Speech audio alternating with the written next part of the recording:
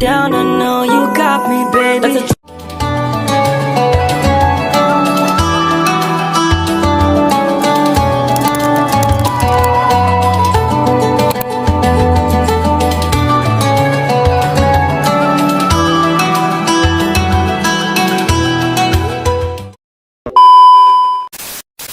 Assalamualaikum warahmatullahi wabarakatuh.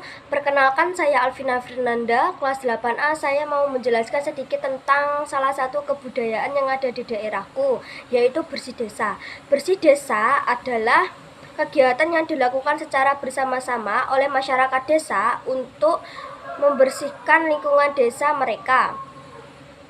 Kegiatan ini biasanya dilakukan secara rutin, seperti setiap tahun atau setiap bulan, tergantung pada kebutuhan dan tradisi masing-masing desa. Tujuan dari kegiatan bersih desa adalah untuk yang pertama, membersihkan lingkungan desa dari sampah dan kotoran. Yang kedua, meningkatkan kesadaran masyarakat akan pentingnya menjaga kebersihan lingkungan. Yang ketiga, membangun rasa gotong royong dan kebersamaan di antara masyarakat desa. Yang keempat, melestarikan budaya dan tradisi desa. Dengan demikian, tradisi budaya bersih desa tidak hanya membantu menjaga kebersihan lingkungan, tetapi juga memperkuat rasa kebersamaan dan kebanggaan masyarakat desa terhadap budaya dan tradisi mereka. Sekian dari saya. Wassalamualaikum warahmatullahi wabarakatuh. Assalamualaikum warahmatullahi wabarakatuh. Perkenalkan, nama saya Azza Nuraila. Di sini saya akan menjelaskan sedikit tentang kebudayaan yang ada di daerah saya, yaitu tindak sinten.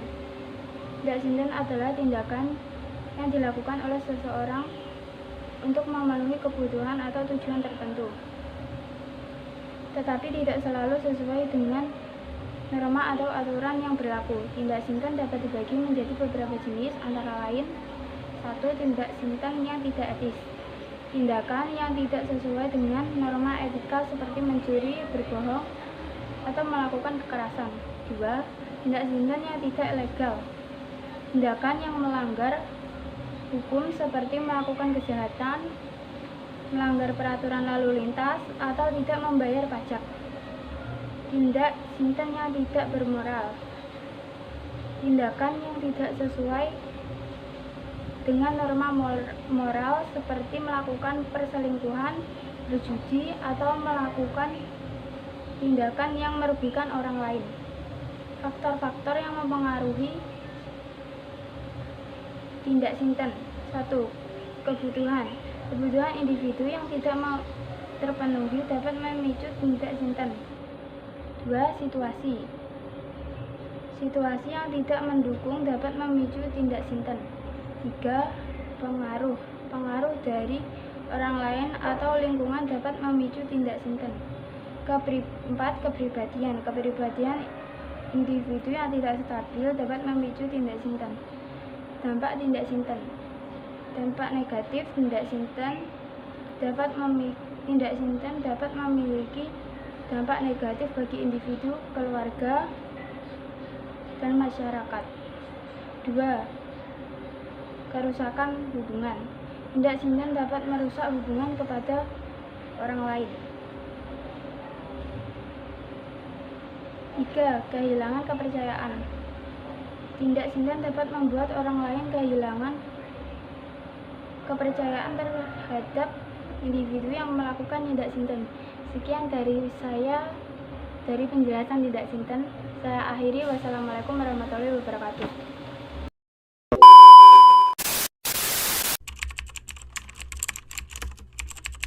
Assalamualaikum warahmatullahi wabarakatuh. Perkenalkan, nama saya Intan Ayu Putri. Ingin menjelaskan tentang kebudayaan yang ada di desa saya, yaitu kenduri. Kenduri adalah sebuah tradisi atau ucapan upacara adat yang dilakukan oleh masyarakat Melayu dan Jawa, khususnya di Indonesia dan Malaysia. Kenduri biasanya dilakukan untuk merayakan atau memperingati suatu peristiwa penting, seperti perkawinan, kelahiran anak, sunatan, kematian, pindah rumah, pembukaan usaha, perayaan hari raya. Dalam kenduri biasanya dilakukan beberapa kegiatan seperti pembacaan doa dan zikir, pembacaan ayat-ayat Al-Quran, pembagian makanan dan minuman. Kenduri memiliki beberapa tujuan seperti 1. Mengucapkan syukur kepada Tuhan. 2. Memohon berkat dan keselamatan. 3. Meningkatkan kebersamaan dan kesolidaritasan masyarakat. 4. Melestarikan tradisi dan budaya lokal.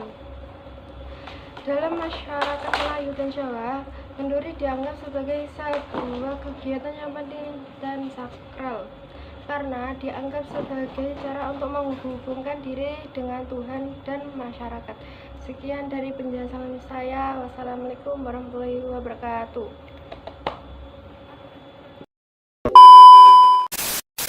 Assalamualaikum warahmatullahi wabarakatuh. Perkenalkan, nama saya Nancy Aprilvia Zanwa Mahisha. Di sini saya akan menjelaskan tradisi yang ada di lingkungan saya. Tradisi rewang.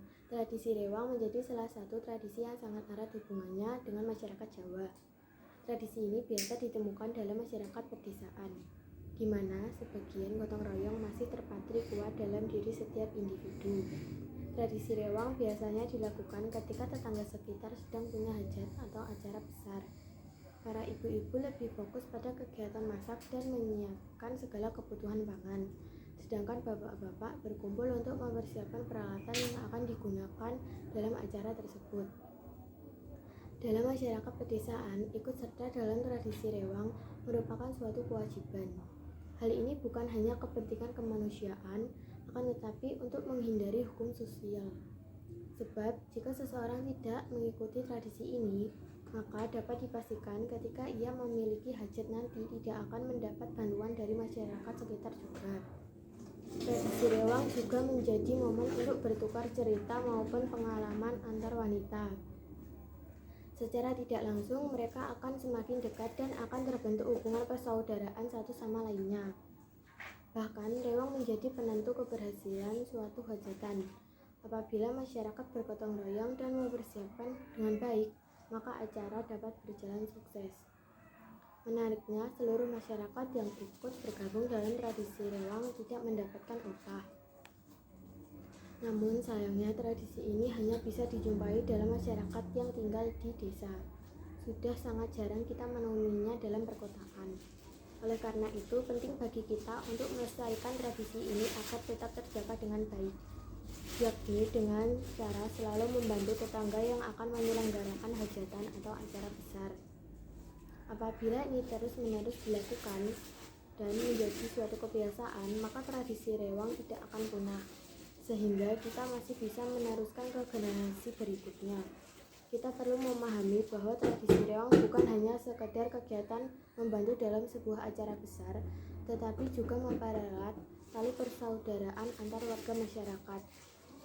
Semangat gotong royong yang terjalin melalui tradisi ini adalah warisan budaya yang patut kita lestarikan.